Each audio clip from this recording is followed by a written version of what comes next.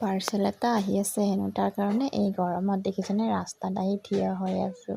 এইবোৰ গৰম লগা বুলি কয়, দেখিছেনে কিহেৰে বিচি দিছে, গছৰ পাতেৰে বিচি দিছে। ফাইনেলি ৰখি ৰখি আহি গ'ল আমাৰ পাৰ্চেল।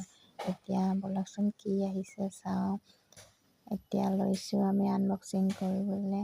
আগতে সৰস্বতী পূজাত ষ্টুডিঅ'ত ফটো উঠিলে ফটোকেইখন যেতিয়া দিব সেই তাৰিখটোলৈ বাট চাই থাকিছিলোঁ। ঠিক তেনেদৰে এতিয়া হৈছে পাৰ্চেল যিকোনো এটা বস্তু অৰ্ডাৰ দিলে পাৰ্চেলটো কেতিয়া আহিব সেই ডেটটোলৈকে বাট চাই থকা যায়, হয়নে? মোৰ দৰে আপোনালোকৰো হয়নে? কমেণ্ট কৰি জনাবচোন। এতিয়া যিহেতু খুবেই গৰম পৰিছে তাৰ কাৰণে মই অৰ্ডাৰ দিছিলোঁৱেই এযোৰ কটন কুৰ্তি ছেট।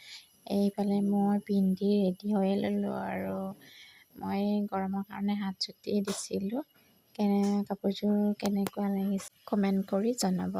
মোৰ ভিডিঅ'টোত আজিলৈ এইখিনিয়েই। Bye bye.